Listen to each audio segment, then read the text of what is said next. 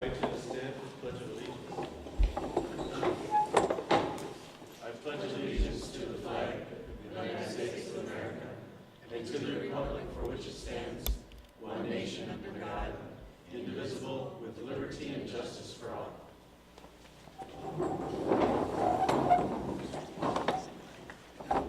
Thanks for attending tonight. We've got one recognition as our first agenda item. I'd like to ask Sandy to introduce that. All right. We are very pleased this evening to have our fall quiz bowl team with us. And gentlemen, I'm going to ask you to step on forward up to the mic. Lori Harmon, along with Trent Tufte, are the high school advisors. I understand Lori was out ill today, but was trying to get here. Anyway, they're going to share a little bit about their competition. I know, now they can probably tell you, they earned second place at the state, and so they will be going on to national competition in Chicago. But they're going to see how you would do in a competition, so be ready here a little bit. Uh-oh.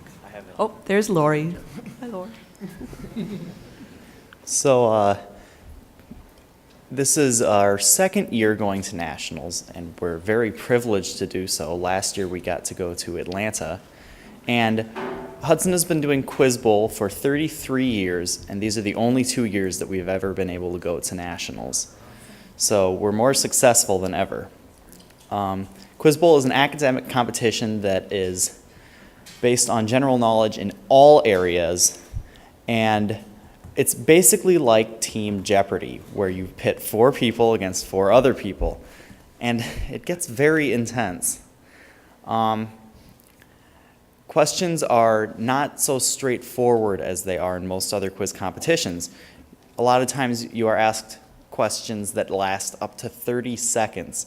So I thought that I would read you some of the questions and see if you could answer them. Can we be a team up here too? Yeah. All right, so the first question. This artist painted the Virgin reading a book while St. John and the infant Christ played with a bird in Madonna of the Goldfinch.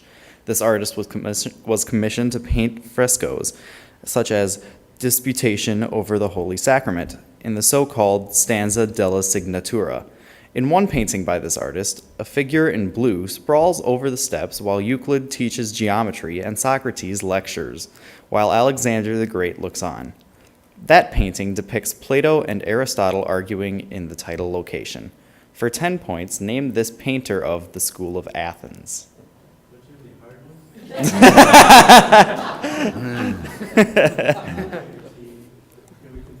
Yes, you can confer. Do do do do do do. I only know about 3 painters, so.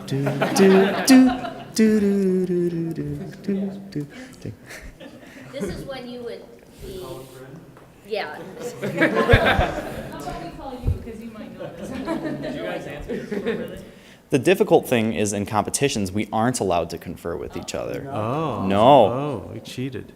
We have to sit there and Oh. we can't even talk, can't look at each other. And we have like 3 seconds after they're done asking to answer. Well, there you go. This one was Raphael.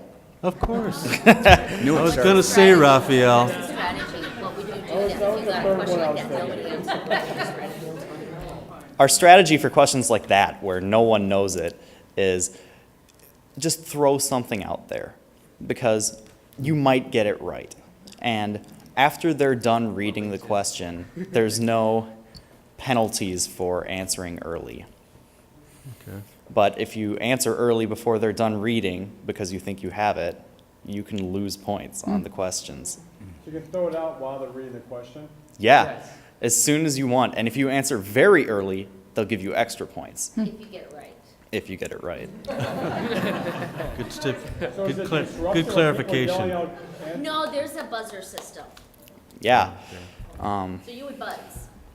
Yep, we each get our own Kind of buzzer. like Robert's Rules of Order, Brian. Yeah. Which is out the window right Into now. this thing now.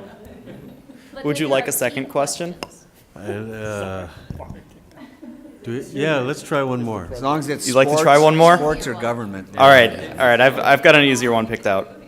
Can we do like sports for 10? Jump once, usually. All right. After taking this substance from Pholus, Hercules got in a fight with some centaurs. Meta attempted to kill Theseus by poisoning this substance, but his father recognized his sword.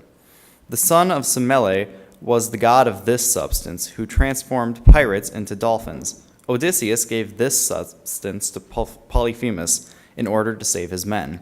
Bacchus is the god of this substance that was transformed from water by Jesus, who has the substance running through his arteries.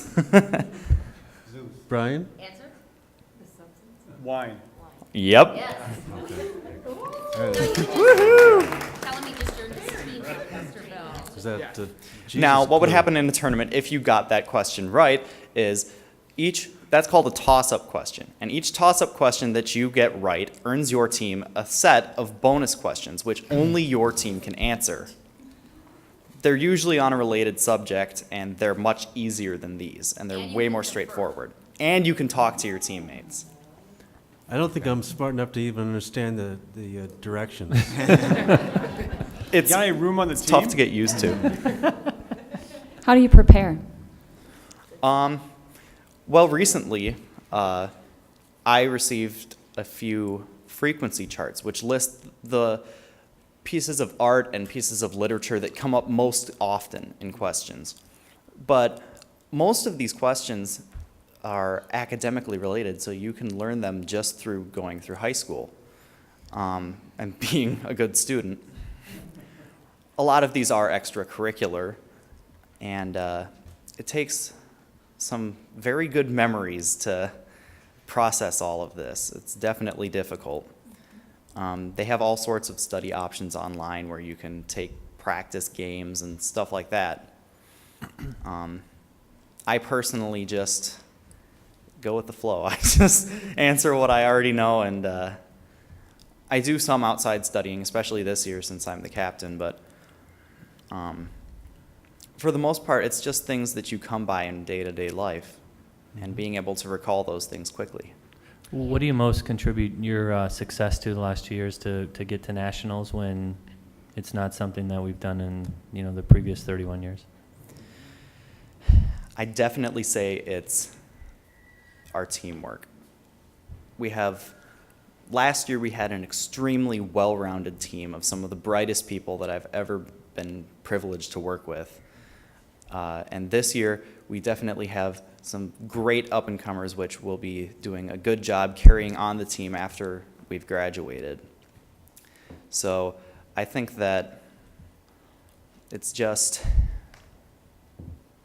our teamwork that's really got us this far. Terrific. Did we get your name, and could we have the others introduced too? Yeah, I'm Jack Crowley. I'm the captain of the team. Okay. This is Henry. Oh, they can do it? Oh, okay. Thanks, Jack. I'm Henry Breaker, senior. I'm Nicholas Ferguson, and I'm a sophomore. I'm Joe Berg, and I'm also a senior. I'm Trent Tufty, and I'm their advisor. Okay. And I'm the late one. Sorry, you guys started really super early. Lori Harmon. And one of the things that I don't know if Jack said was, and I'm the advisor too, was that we have practices every Tuesday after school. Did you say that, Jack? No, I don't think I Okay, yeah, that's how one of the ways that we prepare is we just play practice games. So, How are members selected? actually, it's 100% voluntary.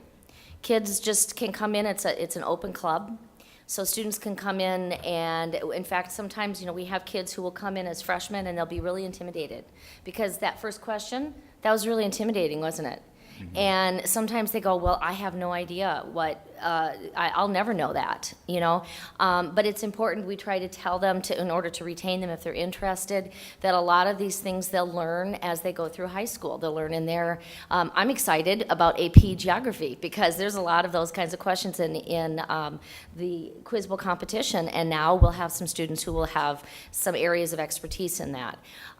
So they'll come, they'll play, some of them will stay, and some of them will say, this is really not for me, but it's 100% open and it's all choice, and kids can sign up for tournaments. So it's very democratic, I guess you could say. Then who decides who Yeah. goes on to state, I guess?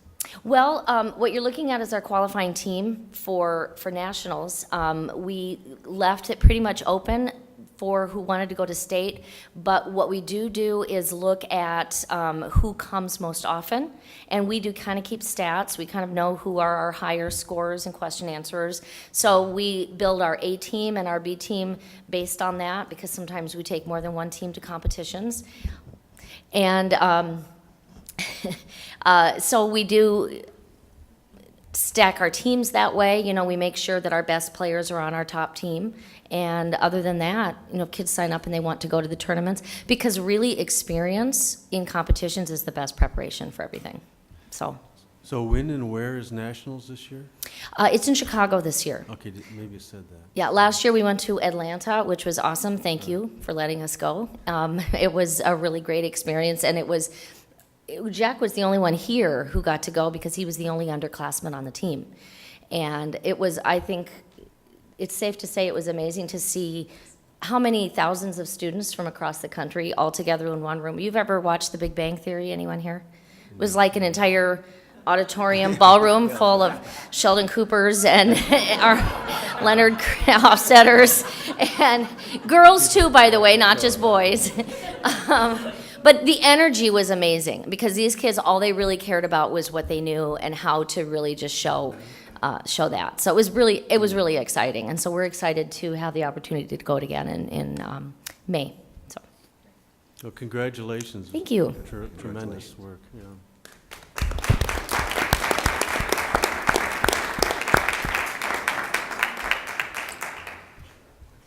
Okay, that ends our recognition agenda item, and we'll move on then to the superintendent's report.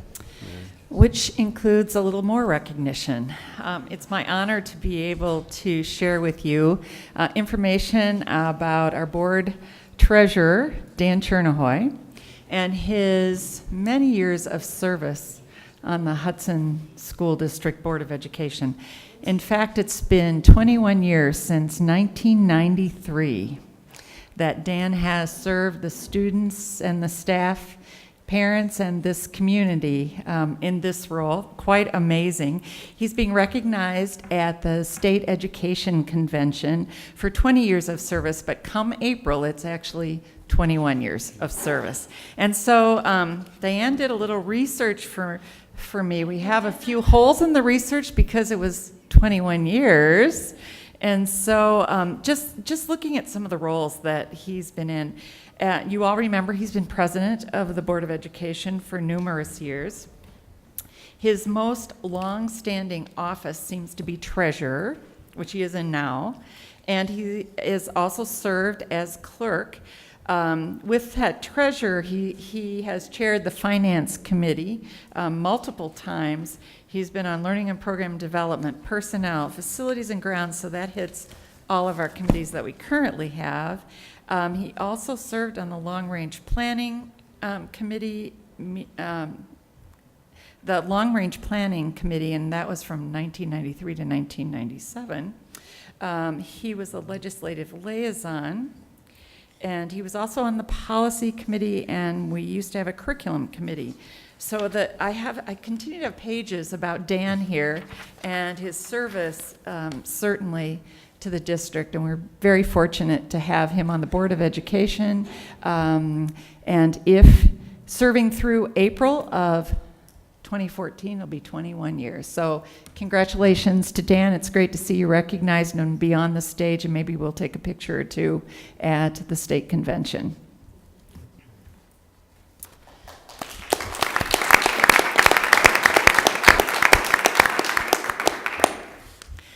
So I'll move on to the next set of school board members, candidates that we have for the upcoming April 1st election. So we have 3 candidates for 2 seats on the Board of Education, and the top 2 vote getters will be board members. The ballot order has been randomly selected. Lynn Robson will be the first on the ballot, and then April Simmons, and I don't believe April is here, but third on the ballot is Carrie Whitaker. Carrie, would you stand, please? Thank you for your interest, as well as Lynn continuing to want to serve on the board, and for April's interest as well, about her interest in serving our school district. And then I will move on to secondary space for learning and our community feedback opportunities. We have been fortunate to have many members of our communities go online and respond to the survey that is there, and we hope that many more will do that. So if you're listening and you haven't done this yet, the address is right behind me at our website. It's the first thing on the district website, and we hope you'll take time to do that before January 26th. I believe, Meg, it'll be in the Hudson Star Observer as well if you don't get it from this meeting, but there'll be more opportunities. So just go to our website and you'll find it. And again, if you haven't done that, we hope that we have an outstanding response from members in our community to respond to this survey.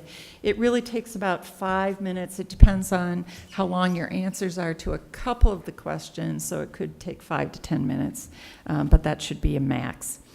We have had a number of opportunities for conversations within the community to share information, but mostly this process during January is to get feedback from our community. And we have sent that questionnaire out to multiple groups. It was in a mailing to all of our district residents. We sent it out to St. Pat and Trinity, and I believe they are sharing it with their parents. It's been in Thursday folders for the elementary parents. It's posted again on our website. We sent it out through Twitter. We'll continue to do that. It's on Facebook. And we've also sent it out to key stakeholder groups. So continuing, hopefully people will forward it to others in our community, and we'll have a great response that will be reported to the board at their work session on January 28th. The other community conversations that have occurred, we unfortunately had a cancellation of the first one that we were holding on January 6th. It was at North Hudson Elementary. That was a community open meeting, and because of weather, we needed to cancel that one, but there were other opportunities coming up. There was a community conversation on January 9th, and we had about 10 people who attended that. Jamie Johnson attended as well and represented the board. We have had parent group meetings as well, and they have been very well attended. So it's great to see our parents interested in what's happening. And all of that feedback, and again, our primary purpose here is to get community feedback, parents, staff, and community members, so that the board can review that and move forward with their decisions about secondary space. Are there any questions or comments by board members? I'd just like to comment that the online questionnaire is an important vehicle for us to really get an understanding of what the community's direction, feelings are toward this as we make decisions. And so I hope that, I know that there's a major effort to get this out into the community, but I just want to encourage everybody out there in TV land to get on that and give us your answer those questions, which will help us give us an indication of what the community as a whole is really looking for in terms of solutions for this. So. And just, I miss saying that there is one more community conversation coming up, January 21st at Hudson Middle School from 6:30 to 8:30. And again, we would encourage people to come out and come to that conversation and share their views with us as well. All right, moving on, Skyward National Convention presenters. I am very pleased to say that we've had another selection for a national conference to present, and Nancy Toller, Technology Coordinator, and Lori Nelson-Lundell, our System Data Program Supervisor, will be presenting at the Skyward National Conference, and their session title is Making Work Easier Using Custom Forms.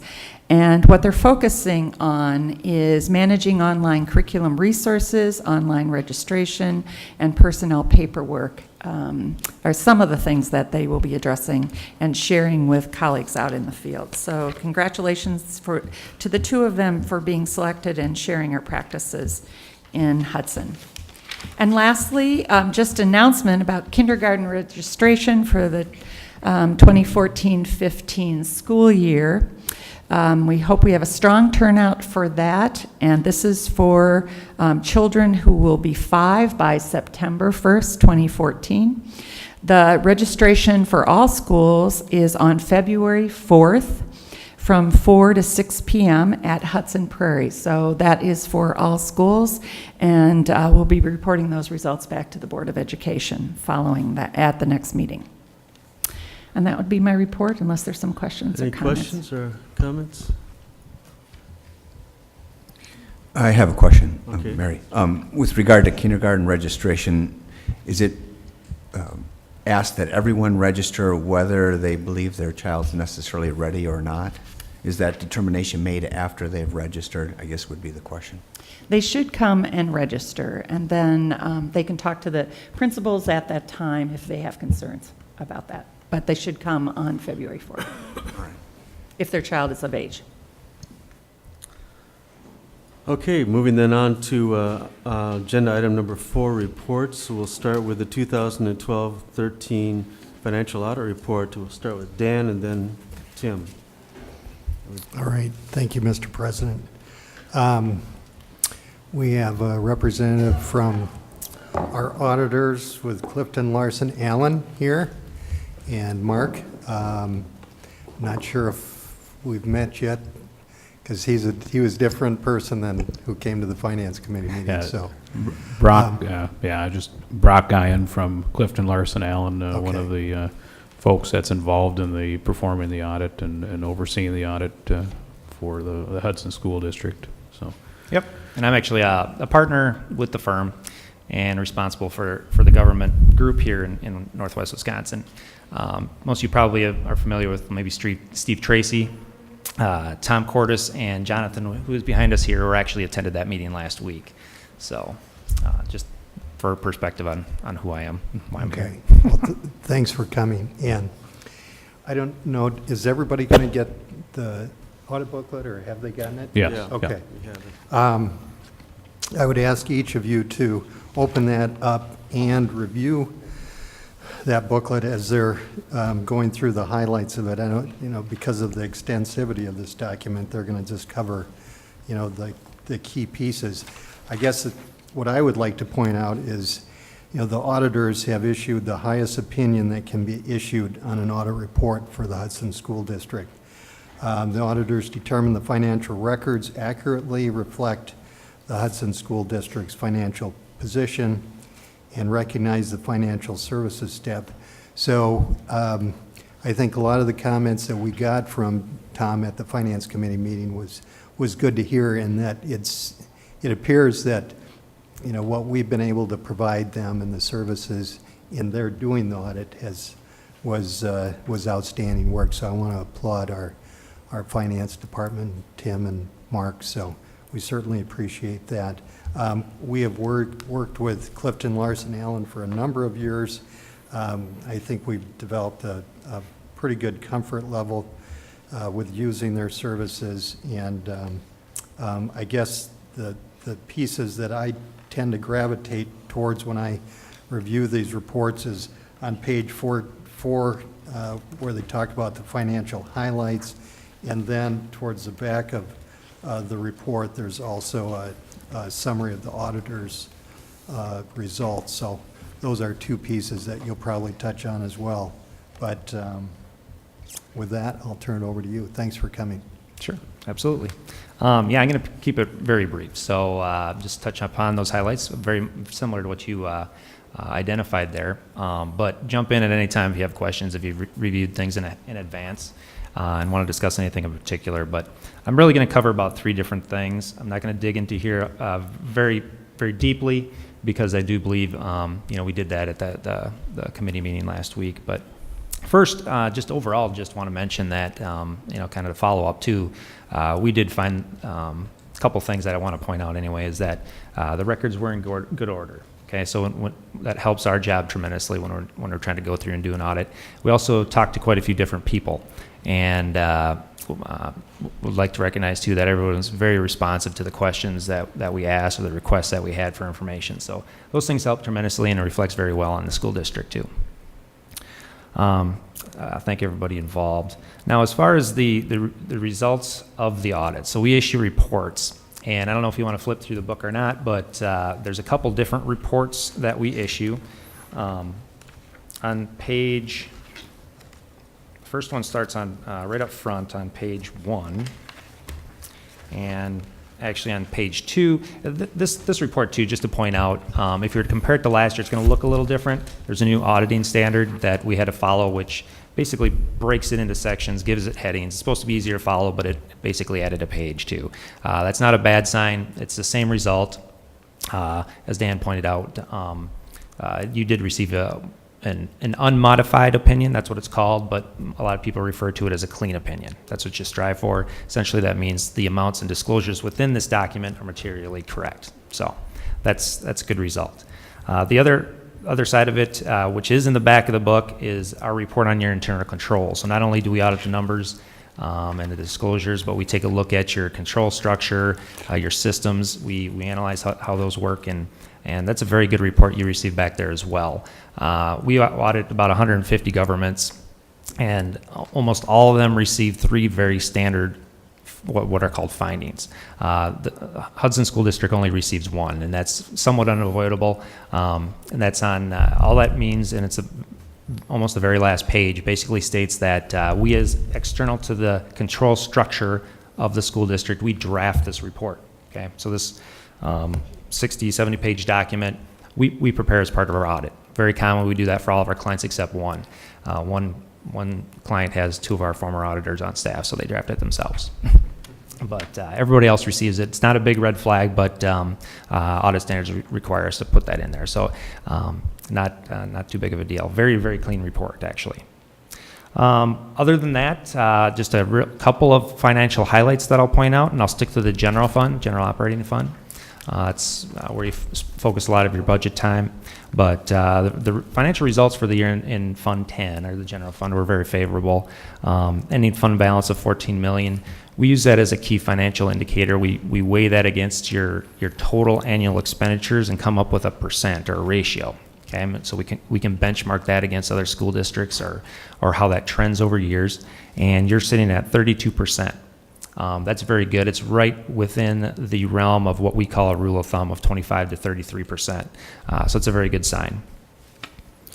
Other than that, I just open it up for questions, and if there's anything else you wanted me to point out, I'd be happy to do so. Any questions? Comments? Tim, do you have anything to add to this? Only thing I have to add is I just want to thank Mark for all of his work in helping coordinate the audit, and then the rest of my office staff, because they really do, as Brock mentioned, they really do a great job in having everything ready. The records are set to go, they're clean, so it helps make Brock and his team's work a little easier. Just a quick comment regarding if anyone in the general public wants to review these, do we have them on our website, or is it the type of thing they can come into and visit with Tim? Or yeah, we have put them on the website. We'll put this one up too. Yep. Okay. Thank you. Thanks for coming, by the way. Thank you very much. Absolutely. Yep. Okay, we'll move on then to the next item, which is strategic compensation development process and criteria for teacher salary structure consultant selection. Start with Lynn and then Andrea. Thank you, Mr. President. As part of the district's comprehensive compensation structure, the board has instructed the administration to obtain bids to utilize the expertise of a consultant. That consultant would bring their professional experience and guidance to address teacher compensation as we move forward a performance-based pay model. The The qualified applicant for this role would have experience in analyzing, evaluating, and developing teacher salary structures in Wisconsin. Andrea, do you want to take the board through a little bit about that RFP and how we're going to go about that? Certainly.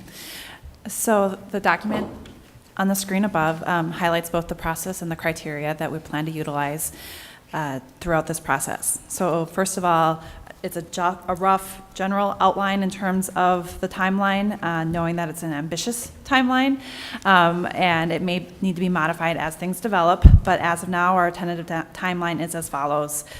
January, February, we are currently developing the request for proposal, and we will be identifying members of the Teacher Salary Structure Committee.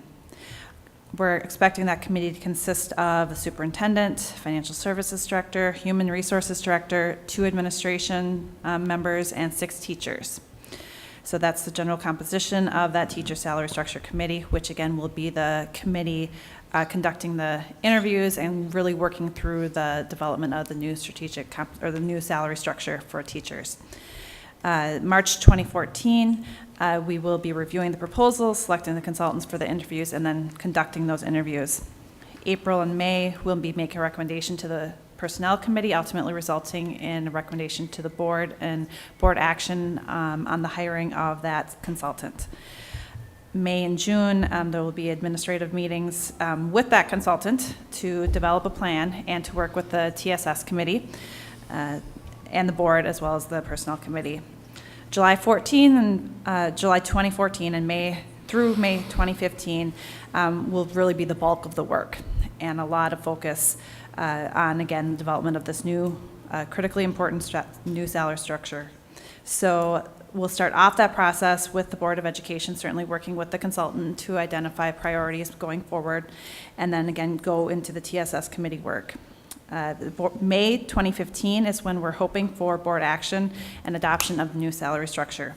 Then after that, May, June, we'll be both introducing it to the certified staff, the teachers, and then have an implementation plan developed, ultimately resulting in August 2015 training of administrators.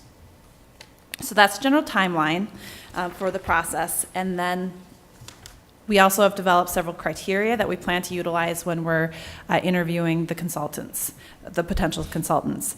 And there's a variety of criteria here identified, everything ranging from the expertise, certainly in the field of developing salary structures in Wisconsin, a familiarity with labor and employment law in Wisconsin, evidence that they have implemented and maintained salary structures, at least 2 is our preference, of comparable size and scope, that they have experience in providing financial guidance and costings for sustainability of a new salary structure, a demonstrated understanding of HSD 2025, and an ability to integrate that into our model. Certainly a knowledge about current research, market trends, practice in the field, and then they have to submit a work plan that is consistent with our timeline that we've already walked through. So that, in addition to the strength of references, I think will be all very important criteria moving forward. Are there any questions? Any questions of Lynn or Andrea regarding this timeline or the criteria? I have a, Jamie? there it is. Now it's on. All right. Started on. The TSS, this Teacher Salary Structure Committee, so it's comprised of teachers and administration, and that committee starts meeting when? Or has it already been selected? It has not yet been selected. We're still working on how that's going to occur. It would start meeting in March. Is our tentative plan, because once we submit the request for proposal and look for consultants, identify, then they'll be working together to go forward with the interview process.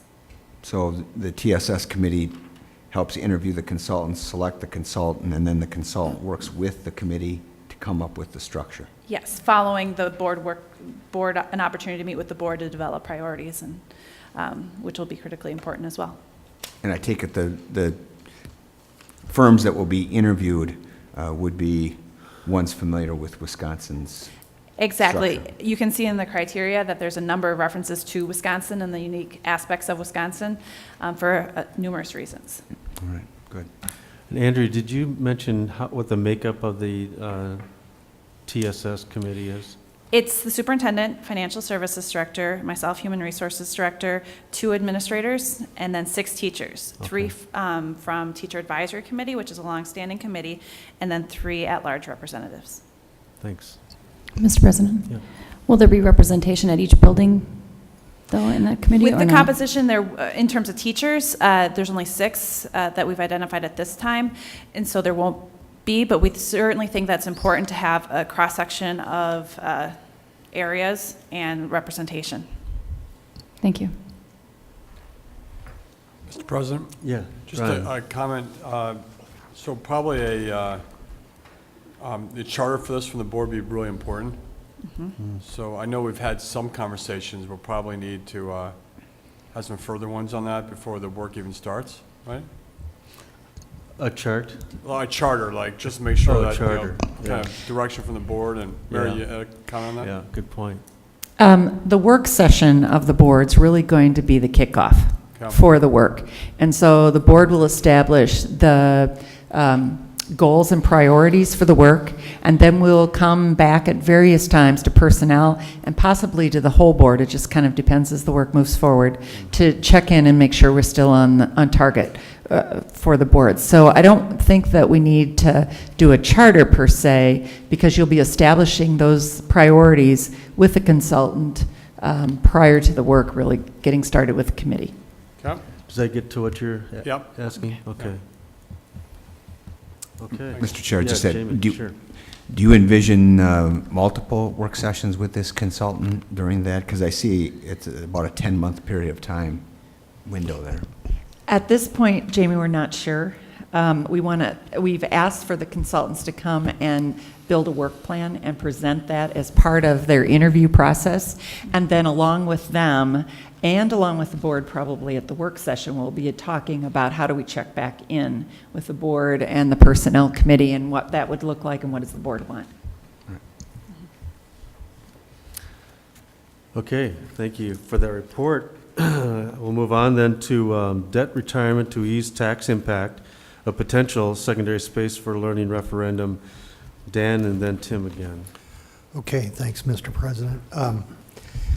If you go to that slide that has a chart on it, you've all seen that slide before. Basically what it does is, when we originally developed that, a year or 2 ago?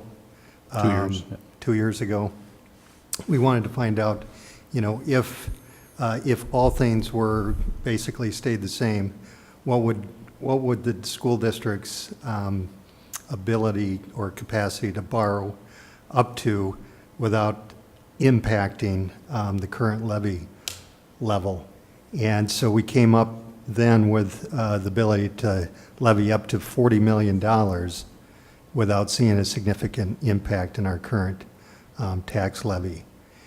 Now, as you can imagine, as time goes along, interest rates change. You can see the assumptions listed there. Those can fluctuate. Granted, we've been fortunate enough to maintain a top-notch credit rating. We continue every year to knock off more and more of our outstanding debt. So we continue to be positioned very well with our ability to borrow as it relates to when we do eventually need to go to referendum for secondary space. So, but, the Finance Committee and Tim and the School District's Finance Department will continue to be, tracking these bond, rates, as they go up and down, and we'll be getting back to you if we see any, major changes that might impact that scenario. So right now, things continue to look good as it relates to our ability to borrow that amount of money without having a significant impact. Naturally, any kind of secondary school solution will likely exceed the $40 million mark, but it's good to know that we'd be able to, take on that kind of debt without, experiencing too big of a additional tax challenge. So, Tim, do you Sure. have more to add? Yeah, I think, Dan really summarized it well. It's, you don't always get this type of an opportunity to address a potential secondary space solution and be able to do bonding for $40 million and not raise your debt service taxes. So again, this is $40 million. Again, assuming that we maintain our high credit rating, which is an AA1, and borrowing rates remain relatively stable up until the referendum in November, looking at that November date. And so, again, it's really an opportunity that doesn't come along all the time. Dan also mentioned, we're in it right now. Rates are really pretty historically low yet in the municipal bond market. We have seen the rates tick up slightly since we did this chart 2 years ago, but we're still on track to do some restructuring and to do different debt issues that would allow us that $40 million worth of room. So, any questions? Any questions of Dan or Tim regarding this? I had Jamie? one question, and because I sat in as a substitute on the finance committee, and we went over those audit reports as well as talked about this debt retirement. And I remember there was a figure, I can't remember which page it is on the 65-page audit report, but there was something indicating our capacity with regard to what our debt is in comparison to what we could be levying under the statute. Jamie? And I remember the auditors commenting about that. Mr. President, ahead. Jamie, if you turn to page 33, under that report, it, details that, we have the ability to take on, if I'm reading this right, Tim, 306 million. Right, that would be the total. Yeah. That would be the total. We're already obligated under 25 million of debt, so Right. the margin would be about 280 million. Now, granted, we would never, I can't fathom us ever getting even close to that, but that's what's allowed under the current. Is that the Department of Revenue or what? Those are statutory limits that are set by the state for school districts. So yeah, there's a margin of an additional 280, and of course, we're not looking at anywhere near that for a referendum. So it'll be well under that. Yeah. But, board members want more detail about where we're at with our current debt issues. You can turn to that page 33 and 34 and get more of that information. But the other thing I'll just note too is that, Tim in the finance department, they're constantly keeping an eye on, the opportunities to refinance when we can. I don't think we have anything coming up right now that we're considering refinancing, do we, Tim? Earliest probably would be something in July we're looking at right now for a potential. Okay. But whenever we do that, that certainly creates an opportunity for us to save some money assuming that we get a fairly good and lower rate. So. Mr. President. Lynn. Thanks for that report. I think it's important to clarify to the public. I know there's been some confusion or some rumors out there that, we're going to go to referendum and we're going to come with an $80 million referendum, and so it's going to raise taxes by that, $80 million that we're asking for in referendum, and clearly this will add a substantial impact and help offset that tax burden. So I think thank you for that report. Yeah. Yeah, I would concur with Lynn's comment that I think it's important for us as a community to understand what this means. It means that if there was an $80 million project or a $90 million project, it means that if the referendum passed, and while there would be a reduction of dollars of liability of a debt, could purportedly be potentially maybe $40 million. that would mean there'd be 50 or 40 million dollars of new taxes against this, for this project. That would assume then that the community would be willing to continue to pay the $40 million that had been reduced in taxes. I mean, the other option would be to reduce the taxes and give that, give that relief to the community. But I think it's just understood. It just needs to be understood that when we're out into the public and talking about this, and there'll be a lot of numbers I think that'll be thrown around and discussed. Whatever it is, 90, 80, whatever it is, and it ends up being as a project, doesn't necessarily mean that that's going to be 80 or 90 million dollars of new taxes. It could very well be half of that or something, depending on what the outcome of this this reduction is. So, all right, I certainly made that clear as mud. All right.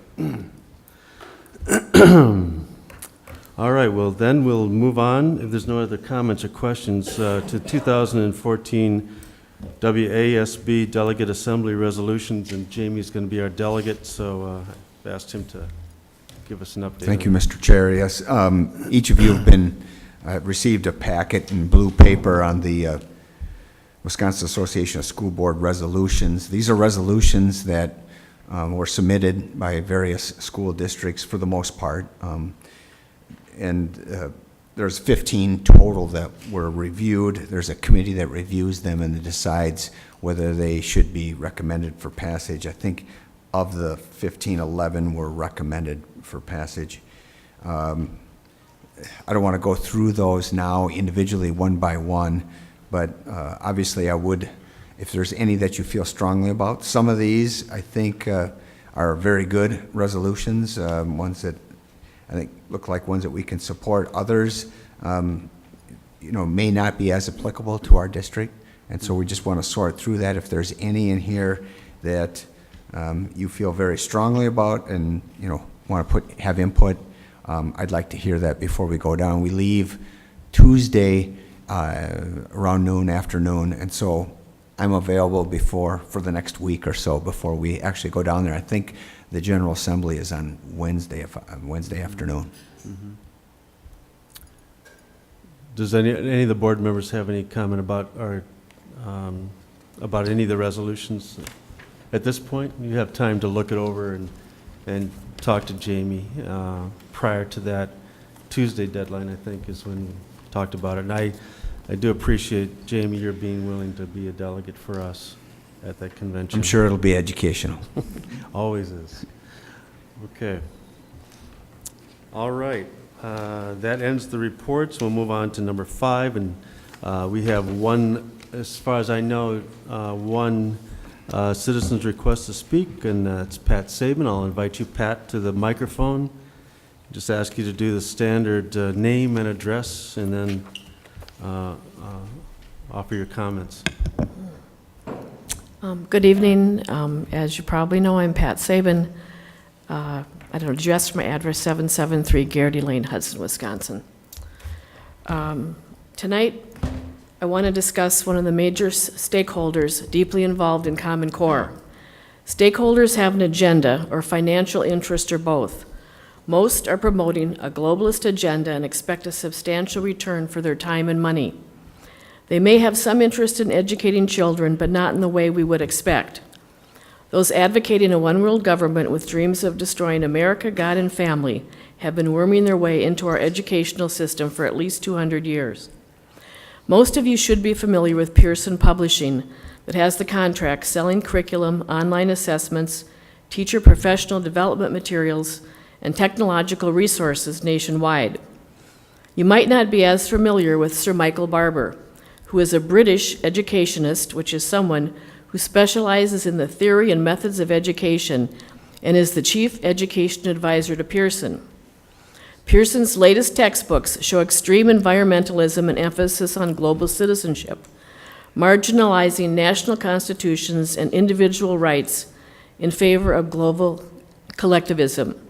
Sir Barber's agenda is easily accomplished by creating public-private partnerships circumventing the voice of the people. You cannot deny the direct connection between Pearson and the United Nations. Pearson is officially partnered with Microsoft, which is officially partnered with UNESCO, which is the education arm of the United Nations. And as you know, Common Core has also teamed up with the International Baccalaureate Organization. The result is our children are being taught socialism, globalism, environmentalism, and everything anti-American. Pearson sees global education and Common Core as one and the same. Even worse, Sir Barber sees Common Core as a one-way street, an irreversible reform that we will never return to the way it was before. Why would he not want to return to a time when most students graduated, many entering four-year colleges or going on to work in a profession which supported self and family? A time when graduates could read and write and didn't have to take additional classes after graduating to prepare them for college. A time when children generally respected their parents and authority.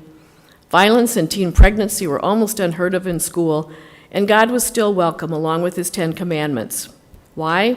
Because he has to move forward to accomplish his globalist agenda. The government's war on poverty and war on drugs have been failures. Why would anyone think that its unwarranted and unwanted intrusion into education would be any different? Many years and billions of dollars later, they still can't get it right. From outcome-based education to Common Core, the result and game plan are the same. After everyone figures out it isn't working, they trash the latest innovation and change the name to make the naive and uninformed think they are trying something new. But there is nothing new under the sun. When will they figure out they are making education much too complicated? When will they figure out success starts out in the family? It is taught, it is modeled, it is strongly encouraged. What's so pathetic is the family is considered a stumbling block to achieve what the collectivists believe in, along with the church and national pride. Last but not least, last month, Pearson Foundation was fined millions of dollars for using its charitable activities to advance its corporation's profit-making arm. Is it possible that Pearson Publishing and Sir Michael Barber could be involved in other illegal activities as well? Yes. Should they have anything to do with educating our children? No. Ask yourself why more and more parents feel the need to homeschool and that there are waiting lists for private and faith-based schools. Speaking from experience, it is certainly much easier and cheaper to send your children to the government schools. Unfortunately, under Common Core, there will be nowhere for these concerned parents to run because eventually they will also have to teach to the Common Core aligned tests, so their children will graduate and get into college. I would bet that eventually employers will be encouraged or mandated to demand proof of a Common Core education just to keep everyone in line. I know there are people of faith on the Hudson School Board and just maybe a conservative or two. Would you really want your children to first consider themselves to be citizens of the world? Is top-down citizenship best for the United States of America? As a Christian, I would pray my children and grandchildren are first citizens of heaven, then citizens of their city, state, and country. The designers of Common Core and those they have aligned with are hell-bent on distancing your children from their family, their church, and their community, as well as destroying their loyalty to America. That is the only way they can gain the power and control which will eventually drag us into the socialist country they have dreamed of. If any of which I've spoken of in this meeting or the last alarms you, it is your duty and obligation as a member of the Hudson School Board to explore the real possibility of eliminating all of Common Core state standards from the district. We can do better without Big Brother, keep local control, save taxpayer money, and hold on to our privacy. You represent the people, not the school superintendent, not the state superintendent, and not the U.S. Secretary of Education. Thank you. Thank you, Pat.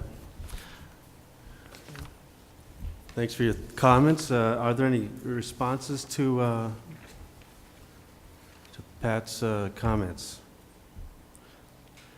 My understanding is that, and please, maybe you can help me understand this in terms of the role and authority of local districts, school districts, regarding the Common Core standards. My understanding is that Common Core standards are identified and they are standards that are meant to be achieved or reached by each school district throughout this country. However, my understanding is that there is a fair amount of leeway with each district in terms of how to go about, how to reach, how to accomplish those standards, including curriculum, including other resources that could be used, and that lies in the lap of the local community. That's my understanding. Mr. President, yeah. you are Sandy. correct. So there's the expectations with the Common Core, and it's just to keep separating out standards from the assessments. They're two completely different things. But in our curriculum process, which you've seen several times, we review those standards, we look at other standards, and then we also come up with our own decisions on what text to use, our learning targets, our local assessments. There's a great deal of local control. Okay. And once again, if there are standards with the Common Core, like we stated last time, if there are certain standards that someone objects to, I'm more than willing to sit down and listen to what those may be. And then we also know that a lot of the business and industry in Wisconsin also support the standards. We recently saw an article with the Wisconsin Manufacturing, again, coming out in support of the standards. Mm-hmm. So just points I also want to make. Okay, Brian, comment. Yeah, just a comment about globalization. The world that our graduates are graduating is a global economy. You know, I see it firsthand in business, right, where China and Asia and Europe, if you're not competitive in those markets, if you're not aware of those markets, if you can't engage in those markets, people don't work, because companies have to be competitive, and we're competing for talent across the globe. And there's more English speakers graduating right now in China than there is in the U.S. So I think globalization is not so much a bad thing, it's the reality. So I sometimes hear about globalization, and I look at it from a business perspective, is we need our graduates to understand this global economy. And that's why we brought in curriculum that wasn't part, necessarily Common Core, but things like Mandarin Chinese. That's why we have Project Lead the Way, is to ensure that we're giving our graduates the skills they need to be competitive in this new economy. So. Okay. Others? Mary? You know, one of the things that I heard Pat talk about was the importance of the family, and certainly the Hudson School District believes that, agrees that parents should be involved, deeply involved in their child's education. And with that being said, I just want to clarify the standards that we're talking about, the Common Core standards, are really identification of what students should learn at each grade level in English language arts and in math. And those are the two areas that the Common Core focuses on, English language arts and math. Okay. Other comments or questions? And I'll just offer again to the public that if you have concerns about this, this isn't the best setting to have a give and take. So we'd like to invite you to contact us, the administration, myself. I think we could sit down and hear your views and have a discussion about this. But as I'd said, this really isn't the forum to do that here. So you have that open opportunity. All right. Moving on then to topics for action. 7A, 2014-15 open enrollment timeline and regular education, special education space available. Brian and then Andrea. Thanks. Just this is the time that we need to kind of make it known, like where we have room, and set up a policy as a board on expectations in terms of open enrollment. So the administration has, with the support of the learning program development, has spent some time to assess where we do have room, where we don't, in accordance with the state statutes. And I think I'll just let Andrew review this and say that it had the support of learning program development. So. Thank you. As Andrea? Brian indicated, this is pursuant to Wisconsin statute. The board must act at its January board meeting to determine or consider open seats for purposes of open enrollment. And so what we have presented tonight is our administrative recommendation for those open seats, again, for purposes of open enrollment. Just a note that the open enrollment period for this year, for 2014, is February 3rd through April 30th. So that's the open enrollment period. The first page differentiates between the high school and the middle school and has accompanying analysis. The first chart, 2014-15 enrollment roll-up projections. So for each of these grades, we've essentially taken the enrollment from the prior year and rolled them up into into the grade that they will be for the 14-15 school year. You can see that this is actual enrollment as of 1/7/14. Again, move forward a grade. These enrollment numbers do reflect they're the average number of Hudson resident students entering Hudson High School in 9th grade from St. Pat's as well, and Trinity over the past 7 years. And that average number, again, over the past 7 years is 34 students, so that's factored into the 9th grade. Other than that, it's just the roll-up from, again, the prior year. It does include resident students, open enrolled, and tuition waiver non-resident students. A note that although our total here is 1768, our official count on 9/20/13 was 1765. Based on that analysis, our total seat capacity of 1680 students, we are 88 students over capacity. Another note is that common areas support less than the 1680 capacity. Therefore, based on our projected roll-up enrollment for the 14-15 school year, the high school will be closed, or it's our recommendation that it should be closed for open enrollment purposes. A note that Tony at the end of this will be discussing special education in particular. Are there any questions about high school? Any questions? Okay, thank you. So the middle school, a similar analysis in terms of the roll-up projections. We rolled everybody, again, forward a grade, and the actual enrollment as of 1/7/14. And that reflects in the 6th, 7th, and 8th grades the increase, a typical increase over the past 7 years for Trinity and St. Pat's of 14 students. A note in terms of Trinity and St. Pat's, there is, in terms of their enrollment over the past few years. This year, it's increased by 16 students, and over the past several years, their enrollment is relatively stable. As compared to Trinity, this year there are actually 48 students down, and they're a little more up and down in terms of their enrollment over the past few years.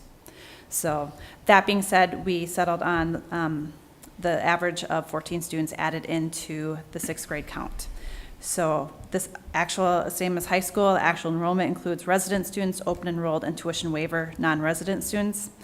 Official count on 9/20/13 was 1,300 students. Our building capacity there is 1125. We are 201 students over capacity. In addition, the middle school is also utilizing space from Hudson Prairie, specifically 3 classrooms, the gym, and another classroom for orchestra lessons. All that being said, it is our recommendation that the middle school be closed for open enrollment purposes as well. Okay, any questions regarding the middle school recommendation? Okay. Mr. Chairman, I just had, on the counts, I noticed that the high school was up maybe 3, but 26, that's more than 2% increase since September 20th. Is that usual for a mid-year change like that from first semester to second semester? I think I've seen 3 to 5, maybe up to 10, but 26 seems like. Are you saying, I'm sorry, so from the official count of 920 of 1765? Yeah. Is that just because we have a large 5th grade class currently and it's larger than what the current 8th grade class is? Yeah, it's dictated by certainly the class of the specific, or the number of students in that specific class rolled up. Okay. So yes, if there is an increase, it will be reflected here. And these averages that we take in factoring in incoming students from the private schools, that 7-year trend, has it been going up, down, staying about the same, or is it all? It's relatively the same, at least for the last couple of years. Again, the Trinity numbers are lower this year as compared to prior. the prior year, but St. Pat's, looking at the past several years, they're relatively consistent. Okay, thank you. Okay. Anybody else? Mr. President? Yeah, Lynn. Andrea, you mentioned that Trinity's enrollment has gone down, or what we believe, but they just built a new addition, didn't they? Yes, I believe that they did. But And so their enrollment stayed, it didn't go up with that? their enrollment for this year, as of the official count, was down by 48 students. Okay, thank you. But just a clarification, that was pre-K through 8. Correct.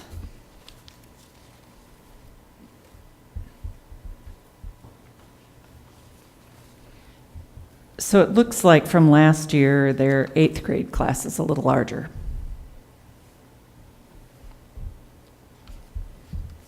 From the prior year?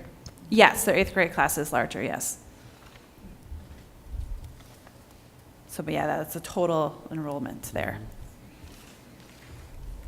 Mr. Chair, Yeah, just a minute. David. So the projected enrollment at the high school next year would be that 17, I got to scroll up. 1768, yes. 1768. And wasn't it just 2 years ago that we were at 1690 at the high school? I think it was, that was our count a couple years ago. And so that would include this current junior class that will be seniors next year that were freshmen 2 years ago. So even though we have one class that seems to be kind of an, an outlier, if you will, of the numbers, it's almost 100 less than one of the other classes there. So despite Right. having that small class, we're still have gone up at the high school from 1690. Now we're projected to go up to 1768. Yeah, 1213, it was 1710 in terms of third Friday count. Then this year, the 1765, and then next year, 1768, so. Okay. So just a clarification, we're talking about projections. These are just Correct. rolled up numbers, and we've added in the increase of Trinity and St. Pat students. So it's really not a projection per se, it's really a roll-up. Right. And the history of that has been typically that roll-up holds. I mean, It varies, I believe. I mean, this is only the second year also that we've had to make this exact type of Yeah. recommendation and calculation. So we'll have to, be monitoring it. okay. And so these recommendations indicate that if it's passed tonight, that we are not entertaining any open enrollment situations or opportunities for either the high school or the middle school. Is that correct? That would be a recommendation, yes. Okay. Are we holding for a motion until we get through the elementary as well and just doing one motion at the end? Sure, that would probably be the best. Yeah, I mean, up to you. But- So move on to elementary? Okay. So in terms of the elementary projections, again, it's the 14-15 enrollment roll-up projections. An important note is for kindergarten, it's certainly an estimate since registration, as Mary indicated earlier, does not occur until February 4th. So what we did to calculate that was based on the average growth rate for the elementary grades over the past 3 years, utilizing, again, the official third Friday in September count. And so doing that, we arrived at the number of 350, which is slightly down from this current year of 352 for kindergartners. So looking at these numbers and then factoring in the number of 14, 15 sections that we're projecting, we come to our recommended seats for open enrollment. It's important to note that in order to save resident seats and to avoid class sizes at the top of the range defined in the class size guidelines, we recommend utilizing class sizes of 20 students per section for K through 2 and 24 students per section at grades 3 through 5. A few other notes as reflected here. Our official K-5 count on 9/2013 was 2579. Our elementary building's total capacity is 2940. And the number of sections continue, as the chart indicates, from 1314, unless dictated otherwise based on class size guidelines. We are, as a net, down one section, and that's in the 3rd grade. So we'd be going down for 1415, again, for open enrollment purposes only, from 21 to 20 sections. Another note is that birth rates in St. Croix County were down during the recession, but have been increasing since 2010. If you look at this analysis, ultimately we were recommending the following seats for open enrollment. First of all, kindergarten, we were recommending 10 seats. First grade, 8 seats. Second grade would be closed. Third grade would be 47 seats. Fourth grade would be 10 seats. Fifth grade would be closed as well, for a total number of recommended seats for open enrollment for the 2014-15 school year of 75 seats. You will notice that there's a fluctuation in terms of the enrollment and number of 14-15 sections, and it varies. If you look at the recommended seats for open enrollment, I think it's important to note that the distribution amongst the 6 elementaries is significant. Mm-hmm. It doesn't necessarily mean that and it's certainly not the case, that every elementary section at North Hudson has 27 students per class, or that any particular class size is dictated. Instead, there's significant variance, and the cumulative effect of that results in the variations in our recommended seats for open enrollment, and that's partly explained there. Any comments or questions? Mr. President? Yeah, Bruce. Can you speak a little bit about some of the trends that we've seen for those that are open enrolling elsewhere? Yes. And then also, what our open enrollment numbers currently are today for those that are currently open enrolling here? Sure. For the 13-14 school year, we had 81 students enroll out of the Hudson School District. 81? 81. 81 left the district. Left the district. Wasn't that like 40 something? It was 48 the year before. Yeah, the prior year was significantly less. And then 36 of those 81 ultimately went to River Falls. Prior year, only 11 had gone to River Falls. 8 of the 36 who went to River Falls were here the prior year as well. In terms of open enrollment for this year, we had 26. In 12-13, there was 31 in. And a little more history would be 11-12, we had 33 out and 33 in for purposes of open enrollment. And do you know how many of those 26 are going to be graduating this year? I do not know that. It's okay. Okay. But, I guess the point there is the trend, almost, it's not quite double, but it's a significant jump, 48 to 81, open enrolling out. I supported this in our discussion yesterday because it's really a product of our capacity issue, and it's a very unfortunate and embarrassing situation I feel that we're in, and it just further accentuates the need for us to continue to work diligently as a board and to work with our community on coming up with a solution for the school, and to work with our city and others that are strongly interested in continuing to thrive here as a community. So appreciate the numbers and the guidance, and again, I think it's just a terrible situation that we're in, and it's a terrible message that we're sending, but it is where we are, and we have to recognize the shortcomings that we have, and it's just unfortunate. If we get to a point where next year we're over 100 that are open enrolling out, I would strongly reconsider us, think about, what we're doing here for open enrollment, because if those numbers continue to go up and, we're just watching those that we're allowing in continue to go down, I just think we need to consider some other course of action. The assumption, Andrea, is that the 80 or so, or many of them, are leaving because of capacity issues. The vast majority, based on our counts, are the middle school and high school. Do we do anything to try to capture the reason why people are leaving? Do we have any way of knowing? I believe there was a survey, a voluntary request for more information, but it was nothing that was required or routinely done. So they do fill out something on the form, but it's generic enough, it really doesn't give us information. But anecdotally, I can comment, Principal Dan Koch at the middle school having a number of new families to the area, or families have expressed concern over the summer when they came to the school to get a tour of the school, that they were concerned about the size of the school. And it's, he said that's different than it has been in the past.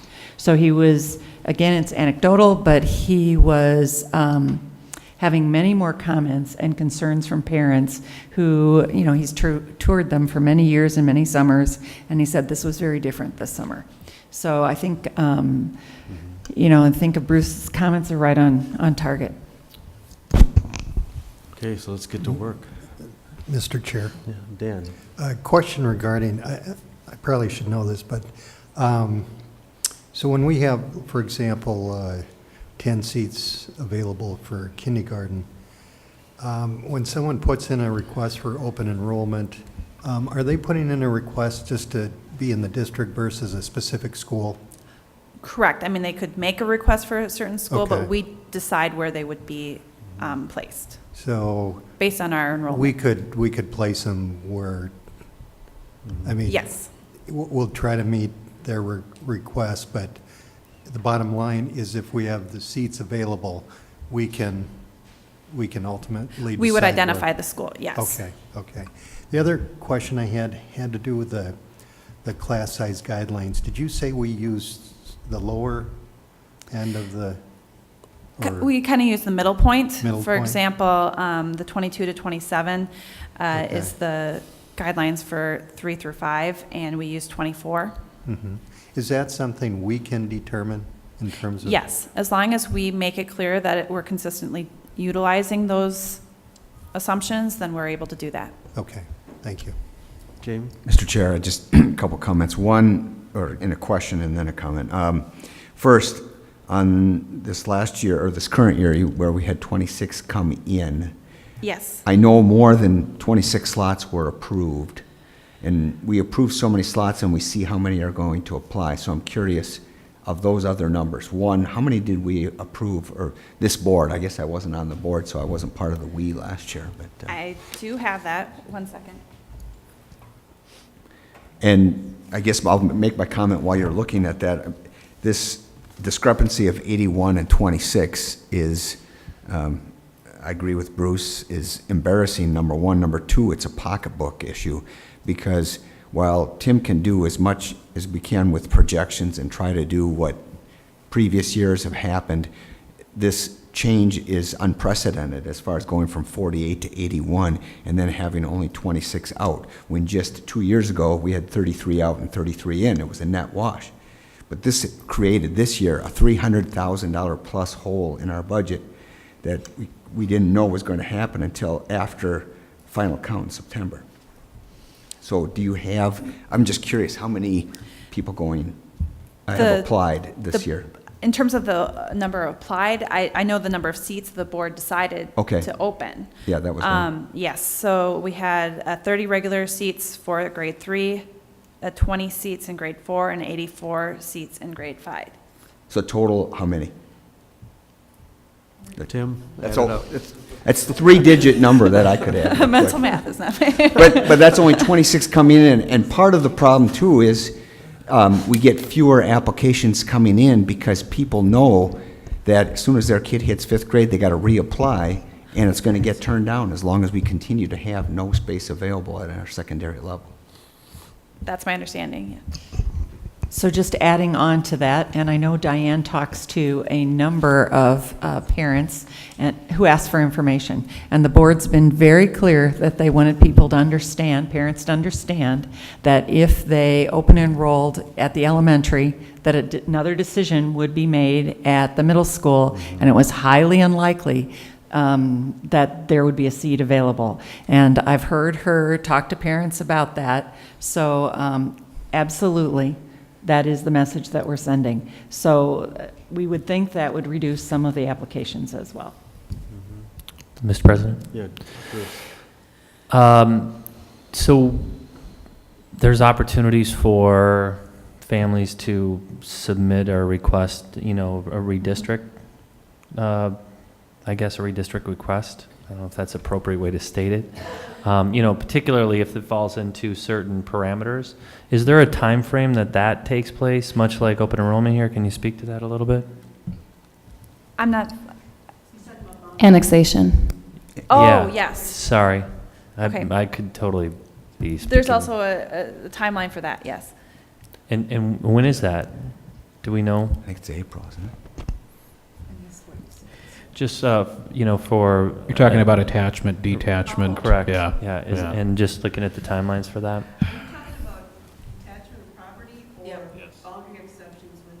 Boundary exceptions? Oh, because boundary exceptions are something that we consider routinely. So any time someone can bring that forward to the board? If they wish to go to a school that's outside of their designated boundary, then they. Or come in if they were adjacent to and, you know, kind of follow. No, that would be the- different. That's detachment. That's attachment and It's detachment. clear as Yes, mud. that's I mean, what- it's that's clearly what he's really easy to talking about. understand. That would be in February, that can only be done in February, so we do actually have a petition that's going to be coming to you in February. Okay, I mean, I think it's important for the public to understand that. And again, I mean, I think we need to understand the potential for those. You know, with open enrollment, it's kind of an unlimited number. We don't really know what we could be facing. Whereas, you know, you have families that have, you know, situations or opportunities where their kids are already part of our school system today. And, you know, it's not like we're adding a lot of additional bus routes or anything else to the scenario. And I think we need to understand what the tax ramifications are of that as well. So when that comes up, I would just be interested to learn more about that and make sure that we're all educated as a board to understand the pros and cons of that and what the potential is, and how that can potentially increase our tax base, et cetera. So I think that would be helpful to understand. And we'll certainly be providing you that information. Thank you. Good point. Anybody else? Yes, and then at this time, Okay. Tony. Can I just ask one more question? Sorry. Sure. I'm Let on a Tony tear. give his I'm on a report. tear. So if you went through that process last year and you were denied, Yes. you can reapply? You can, oh, certainly, if you're No. open enrollment, I'm assuming you're Let's not go talking. through, not open enrollment, no. Don't really want to go through this all again, but. If you, again, have land adjacent and you want to see if you can have your property as part of the Hudson School District, and you applied last year, we went through this, I think you can reapply, correct? Yeah, I'm not aware of any statutory prohibition on reapplying.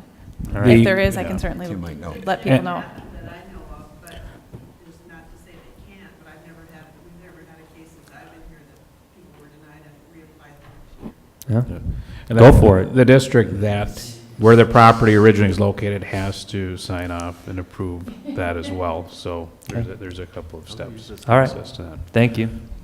Okay, so at this time, We'll- Tony will be. Let's let Tony talk. Yes, making the Thank you, recommendation Mr. for. President. Yes. So first, you just heard that our middle and high school programs are both projected to be beyond capacity for the next year, and therefore we're recommending that they be closed to general education open enrollment. And because our students with disabilities are general education students first and foremost, we'd also recommend that the middle and high school special education programs be similarly closed to open enrollment. For elementary, though, I completed a similar process to what Andrea described. So for each elementary special education case manager, I rolled up their students on their caseload into next year's grade level. I then also included the district special education growth rate for each case manager's caseload. And this process yielded projected caseloads for elementary case managers during the 2014-15 school year. I then compared the caseload projections to the special education guidelines that the Board of Education established back in 2010. I made the comparisons based on a 90% of a maximum caseload rather than the maximums that were approved by the board, as this would allow us to appropriately serve students with disabilities that unexpectedly move into our school district, or students with complex needs that really require more intensive kinds of services without having to add staffing. So through this comparison, we were left with really a minimal number of special education seats or spaces in our district. They were distributed across our 6 buildings. We're also going to likely need to shift some of our elementary staffing into the middle and high school to meet the increasing demands based on the additions of students there. So when we apply that, we're left with very little space in our special education programs at the elementary level, less than 4 seats per school. So based on this very limited availability in our special education program, we would also recommend that all elementary special education programs be closed for open enrollment. Okay. Any comments, questions? Lynn? Question. Tony, does that cause us any problem on appeals or anything with? No, again, as Andrea said, as long as we're applying our process consistently, it will not. Okay. How does the law apply to all of this? I mean, I think there's isn't there a statute that indicates that if there are open seats, we are required to entertain an open enrollment application? If we define them being open, which is Right. the action we're taking tonight, Yeah. then yes, we would still have to, the board will still ultimately, after the open enrollment period, be making the specific determination. And if we were to say that it's not open, even though we've identified those open seats, that would be problematic. Okay. Okay. Jamie? Likewise, I'm assuming it would be problematic if, for purposes of these open enrollment and seat determinations, we just dropped our class sizes to 15 and said that's all we want in each class. We can't do that. Well, you do establish your class sizes. And so if you were to say that class sizes should be no higher than 15, that would be reasonable to do so. But you would have to make sure, again, we're consistently applying that rule. And again, as long as we're not acting arbitrarily or capriciously, and we have a good basis in our methods, it should be sustained. But we've been using these class sizes, and you're just taking the middle of the range, correct? Correct. All right. Yeah. Lynn? How is the DPI ruled on special education students if they have an IEP and?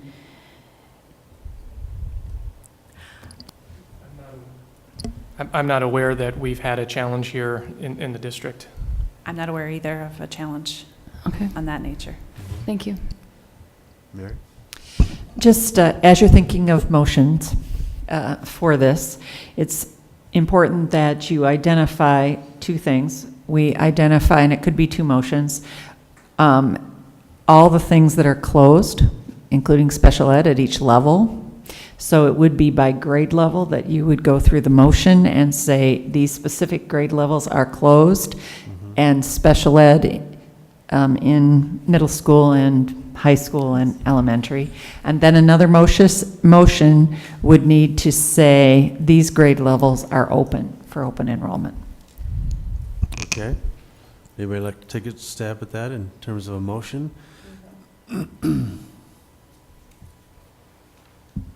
Jamie? Yeah, Mr. Chairman, I would move to close grades 2, 5, and 6 through 12, as well as all special education in all grades to open enrollment. Second. Okay, there's a motion by Jamie and a second by Lynn. Any other discussion? Okay. Mr. President? Yes. Just again to reiterate that I understand it's a situation we're in, but by and large, totally against, this, the fact that we're in the problem that we are in, so. Okay. Okay, hearing no other discussion, we'll hear a voice vote on the motion. All in favor of the motion indicate by saying aye. Aye. Any opposed, same sign. The motion carries. Does that cover all of it? No, Now Mr. the Chair. open seats. There's an open seats now, Yeah, right? Mr. Chair, I would move that the district allocate the following number of seats for the following grades. 10 seats for kindergarten, 8 seats for first grade, 47 seats for third grade, and 10 seats for fourth grade. Okay. For open for open enrollment in the year 2014, 2015, Okay. for those applications that would be received Okay. starting February 3rd through April. Thank Is that you. specific enough? Okay, there's a motion by Yeah, James. I think it would just be, we don't have to get the level of specificity in terms of the enrollment period. We could just identify for open enrollment purposes, those grades having those spaces. Okay. And special education. Yep. And special education, right, as stated before. So go again. So, all right, so this is for the year, though, the academic year 2014-15. That's what I was attempting to do, was to identify that, and Okay. for those in the seats and for those grades that I mentioned, yes. Okay. Do we need to restate this motion, or do we all have it? Okay. So we have a motion by Jamie. Is there a second? Second. Second by Brian. Any other discussion? Just one quick clarification. Do we feel like the special education piece was addressed in that motion? Do we need to restate the special education? Because I closing? heard him say general education, I thought. The original motion, the first motion acted upon by the board mentioned special education, I believe. I mean, we could have Right. Diane clarify that. Okay. Yeah. He Thank you. did. I closed it That was as in to the all first grades, motion. right? Okay, thank you. So that covers it. Perfect. Thank you. Okay, so we have a motion by Jamie and a second by Brian. Any other discussion? Okay. Voice vote on this. All in favor of the motion signify by saying aye. Aye. Any opposed, same sign. Okay, motion carries. Now we are done with this. Now I have a headache. Okay, so, I'll entertain a motion to approve the consent items with specific language around the expenditures. I think, do we still have that? Do we have that? Mr. President, Yes, Brian. move to approve the consent items, including that the Director of Financial Services be authorized to pay the bills in the amount of $1,509,980.99. Okay, motion by Brian and a second by Dan. All in favor, please signify by saying aye. Aye. Any opposed, same sign. Motion carries. And I think Andrea needs to say something Yes. about particular retirement. Yes, Mr. President, if I may, I would like to certainly mention Diane Radel, who has provided 28 years of service to the Hudson School District. Overall, she served as a secretary to 3 superintendents, 2 interim superintendents, and 1 human resources director, and of course, many school board members. Beginning in July 14th, 1986, Diane served for 9 years in the superintendent's office. She transferred in March 1995 to serve as the secretary to director of personnel. After 11 years, she returned to serving the office of the superintendent as executive assistant to our current superintendent.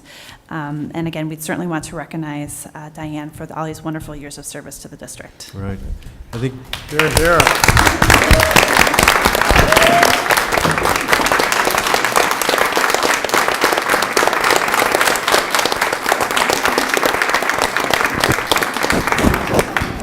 Mr. President. I think your boss has something to say to you, Diane. Speech.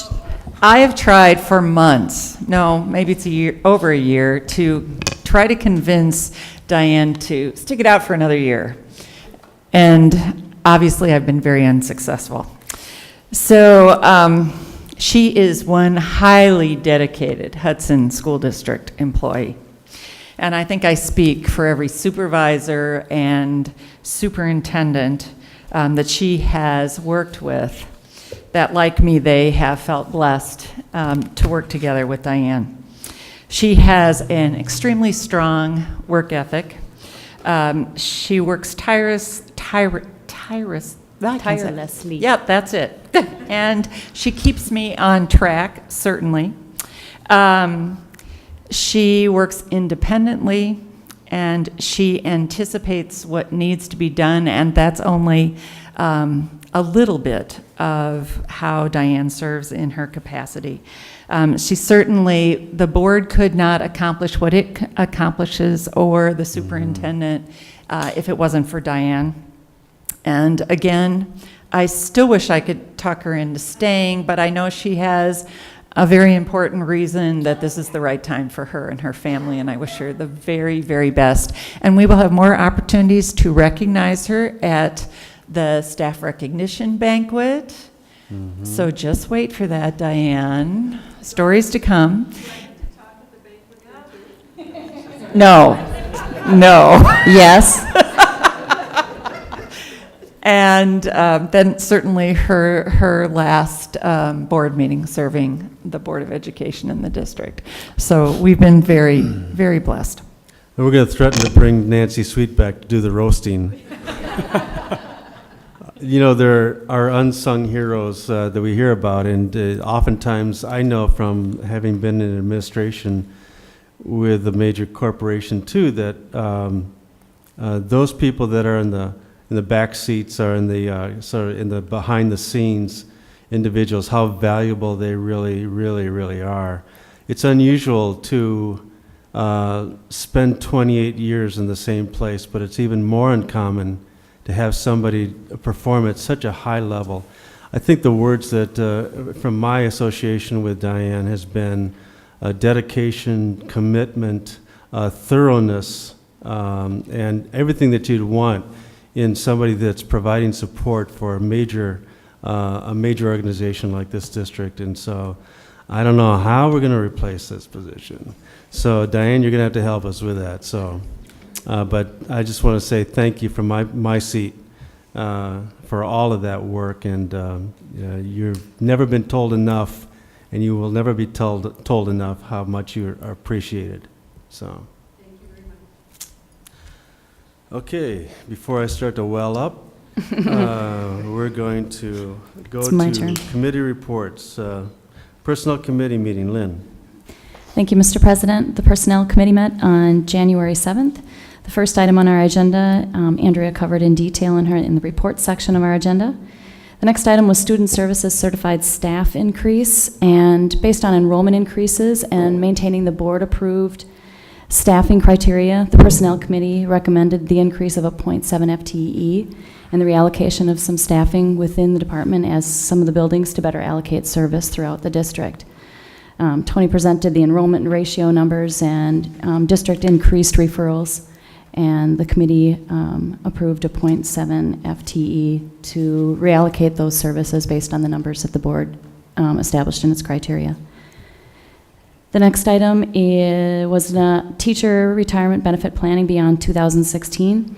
Andrea gave an extensive report and a lot of detail to the committee about the retirement benefits post-2016, as well as some comparables of what other districts are doing in an effort to try to establish some criteria and bring back to the committee some recommendations on how we'll handle those benefits in the future. The next one was board policy work update and a request for additional 15 hours for Nancy Sweet. As the board may recall, we approved 30 hours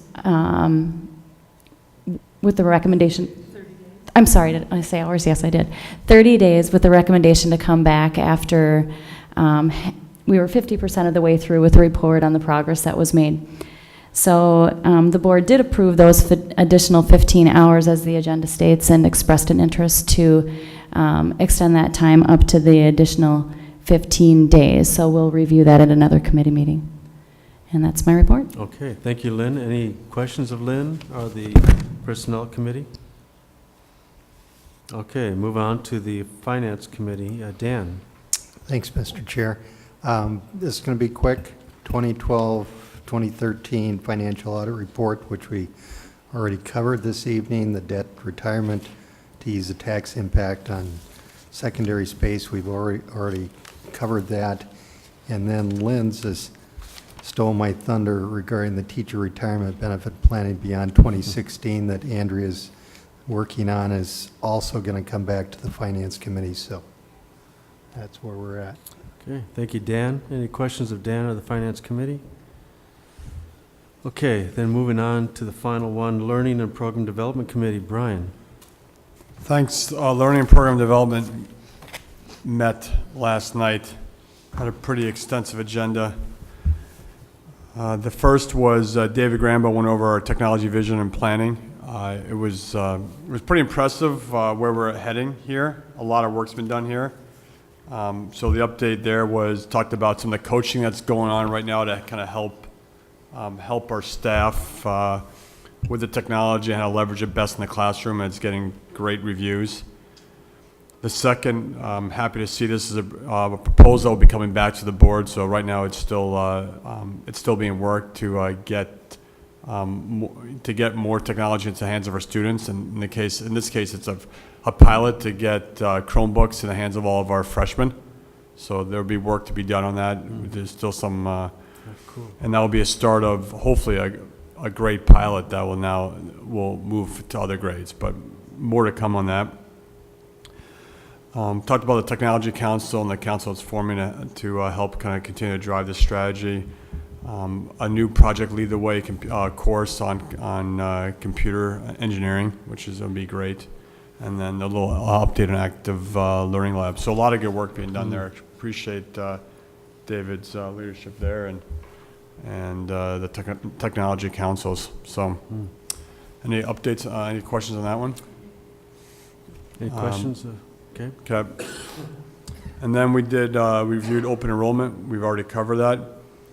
And then 2 items that you approved in the consent items that you reviewed in your board package, but just to highlight the graduation requirements, there was just a modification on the graduation requirements. It really was a lot for the class of 2017 to 2018 because there's some changes in state requirements around number of math and science credits. It went from 2 to 3. We also increased to 1 credit the advisory, and because we're also adding an academic career planning requirement from the state so that every student needs to have a kind of academic plan that they're going to need to work on, and we want to make sure there's focus on that. So that's why we made it a 1 credit graduation requirement. So that was already approved. And then student expulsion, we just basically, no real changes to our program. We just updated the policy to kind of refresh it, reflect state statutes, and but no changes in our expulsion process, which continues to be, although it's something that we don't want to do, we have a great process there, especially on the pre-expulsion process. So, and then lastly, review the Internet Resources Electronic Media Policy and made some suggestions to that, and that's still a work in progress. So that's it. Any questions of Brian or Learning and Program Development Committee? Okay, good reports, exciting stuff. Some of that technology stuff we've been working on for a long time. So good to see it. Gonna get rid of those library books. Okay, so I'll entertain a motion to move to closed session. If somebody could read the language specifically. Mr. President, move to adjourn to closed session pursuant to Wisconsin statutes 19.85, parent 1, parent C, considering promotion and compensation of a district employee, parent E, deliberating for negotiating the purchase and sale of property. Okay, motion by Lynn. Is there a second? Second. Second by Bruce. We'll do a roll call vote. We'll start down here with Brian. Bell, aye.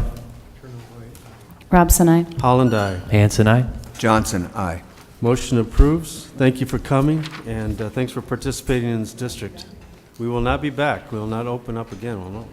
Well, at least not tonight.